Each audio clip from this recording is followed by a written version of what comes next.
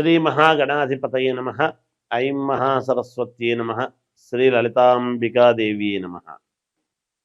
రాశి ఫలాల కార్యక్రమంలో భాగంగా ఈ సెప్టెంబరు మాసము అంతా కూడా చివరి వరకు, మాసము ప్రారంభం నుండి చివరి వరకు కూడా ద్వాదశ రాసుల వాళ్లకు, అంటే 12 రాసుల వాళ్లకు, మేషం నుండి మీనరాశి వరకు అందరికీ ఎలా ఉండబోతుంది, ఏమి చేసుకుంటే మేలు జరుగుతుంది అనేటువంటి విషయాలు ప్రతి మాసము చెప్పుకుంటున్నట్టుగానే ఈ మాసము కూడా చెప్పడం జరుగుతున్నది.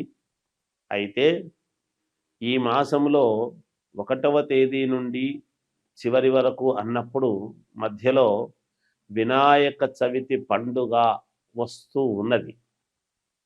అలాగే ఏ రాశి వాళ్ళు వినాయక చవితి పండుగ రోజు ఏమి చేసుకుంటే మీ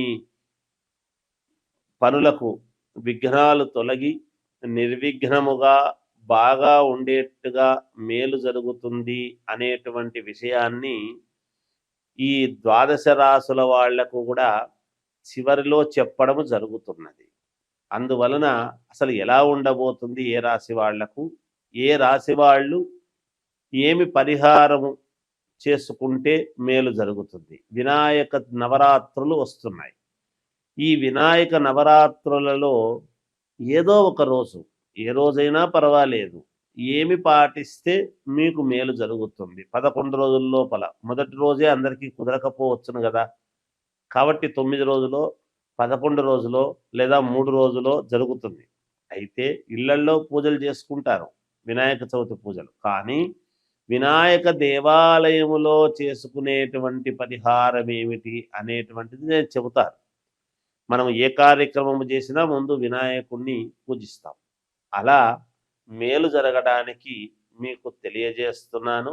పూర్తిగా విని శ్రద్ధగా అవి పాటించండి, తప్పకుండా మీకు విజయము లభిస్తుంది అనేటువంటిది తెలియజేస్తున్నాను.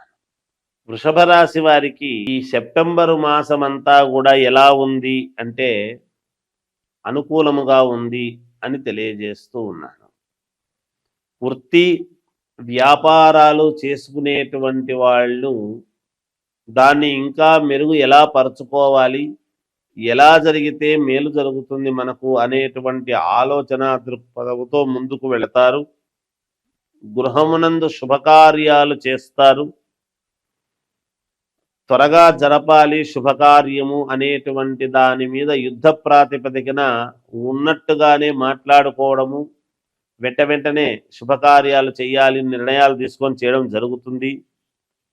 విద్య ఉద్యోగాల యందు అనుకూలతలు పెరుగుతాయి. అంటే విద్య చదువుకునేటువంటి వాళ్లకు అనుకూలముగా ఉన్నది.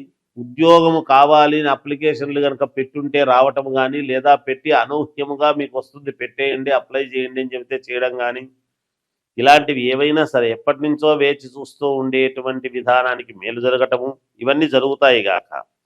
బంధుమిత్రుల యొక్క సౌఖ్యము పెరుగుతుంది. అంటే రాకపోకలు పెరుగుతాయి. బంధువులు మిత్రులు వెంటనే రావటము, పరామర్శ చేయటము, మీకు ఇది మేలు అది మేలు అని, లేదా ఏదైనా ఒక కార్యక్రమం దృష్ట్యా కలవటము కానీ మీకు సంతోషము కలిగిస్తుంది. స్థిరాస్తులు పంపకాలు జరుగుతాయి, కొలిక్కి వస్తాయి. అలాగే ధనలాభము ఉన్నది. ధనము మీకు అనుకూలముగానే ఉంటుంది గాక. చిరకాలము నుండి ఒకవేళ కోర్టులో ఏదైనా మీకు తీర్పు రావాల్సినటువంటిది ఉంటే అవి అనుకూలముగా వస్తాయి గాక. అంటే ఏమిటి, మామూలుగా భూములకు సంబంధించినటువంటిది కానీ, అనూహ్యముగా మీ మీద ఏదైనా నిందపడేది కోర్టుకు వెళ్ళినటువంటివి కానీ, ఇలాంటివి మామూలుగా క్రిమినల్వి కాకుండా మామూలుగా సివిల్కి సంబంధించినటువంటివి ఏవి ఉండినా మీకు అనుకూలముగా వస్తాయి గాక. ఆ కేసులు కోర్టులో ఉండేటివి కొట్టేయడం కూడా జరుగుతుంది. కొట్టేయడం అంటే దాని అర్థం అదే, మీకు అనుకూలమవుతుంది అని దానిది. దూర ప్రయాణాలు చేయవలసినటువంటి విషయము గనక మీకు వచ్చింది అంటే చిన్న ఇబ్బంది కలిగే విధముగా ఉంటున్నది. దూర ప్రయాణాలు చేయకుండా మానుకుంటే మంచిది. లేదా జాగ్రత్త ఆలోచన చేసి ఎవరినైనా తోడు తీసుకునన్నా వెళ్ళండి, మేలు జరుగుతుంది. అంటే ఏమైనా ఇబ్బంది అవుతుందా అనేటువంటిది కాదు, సూచనప్రాయముగా తెలియచేయటమే ఉన్న గ్రహస్థితుల దృష్ట్యా అనేటువంటిది తెలియజేస్తున్నాను. అందువలన ఇంకా మెరుగైనటువంటి ఫలితాలు మీరు సాధించుకోవాలి కావాలి అనుకుంటే ఈ వినాయక చవితి నవరాత్రులలో ఏదో ఒక రోజు గణపతికి మీరు చేయవలసినటువంటిది విధి విధానము ఏమిటి అంటే ఒక తెల్లని వస్త్రము, అలాగే గణపతికి ఒక 2 కిలోలు బియ్యము ఇవ్వండి, అక్కడ ఉన్నటువంటి పూజారికి ఇవ్వండి, మేలు జరుగుతుంది. జయోస్తు.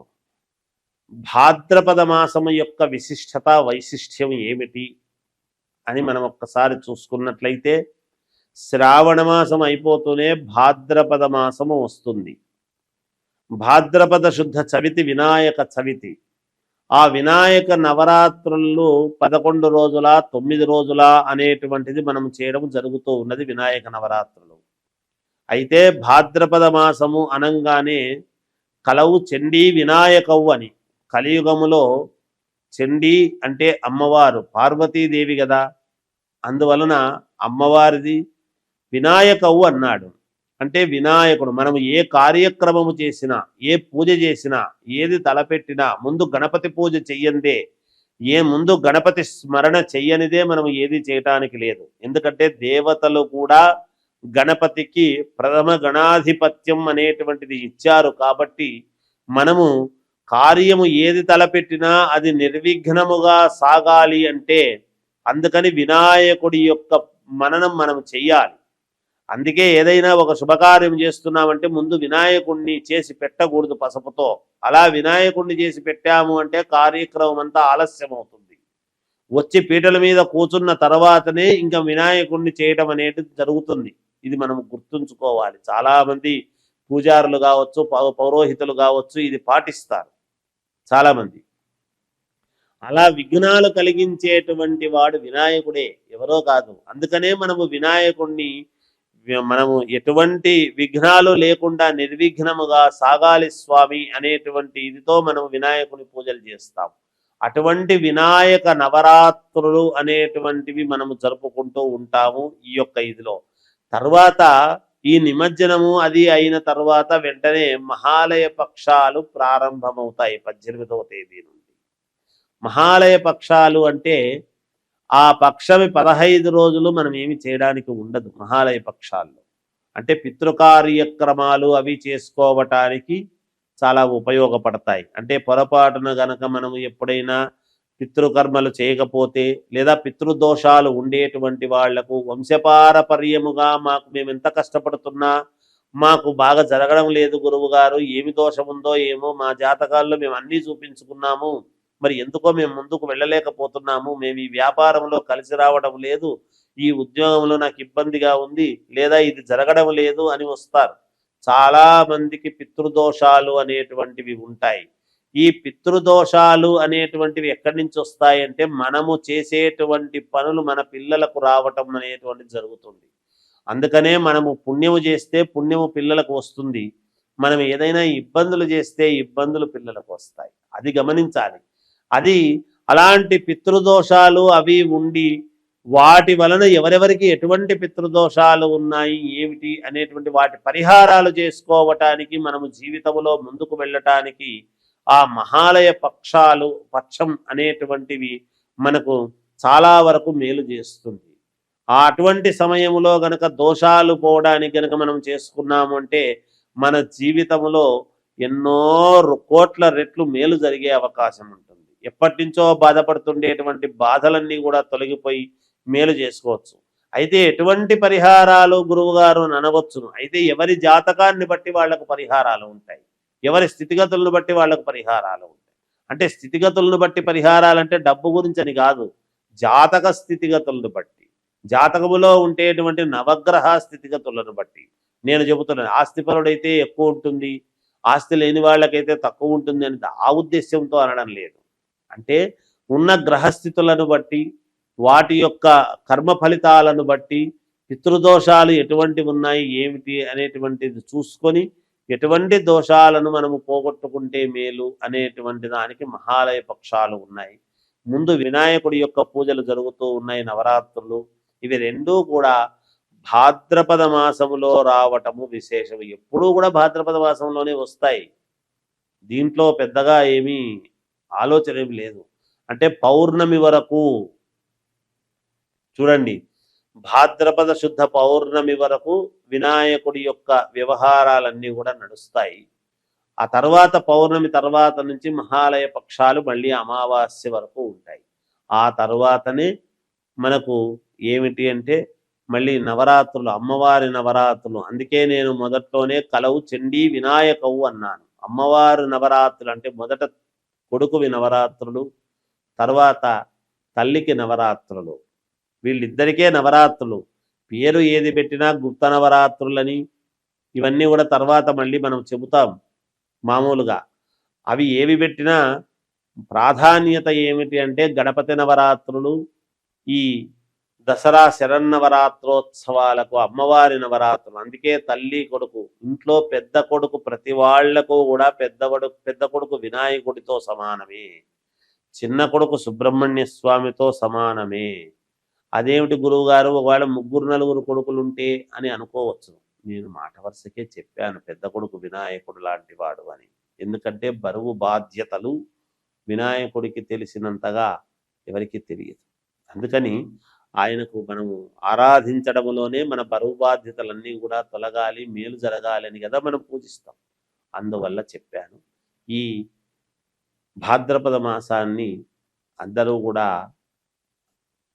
సద్వినియోగం చేసుకొని మీకు తగిన తోచిన విధముగా గణపతి నవరాత్రులలో పాల్గొని మీరు ఇది చేసుకోండి. తర్వాత మహాలయ పక్షాలలో మీకు కావాల్సినటువంటి అయ్యగారుల దగ్గరికి వెళ్ళి మీ జాతకాలను చూపించుకొని ఏమైనా పితృదోషాలు ఉంటే ఈ మహాలయ పక్షంలో ఈ 15 రోజులలో అవి పోగొట్టుకునే విధముగా చేసుకోండి. తద్వారా మీ ఎదుగుదలకు మీరే మూర్ధన్యులు కండి, మేలు జరుగుతుంది. జయోస్తు.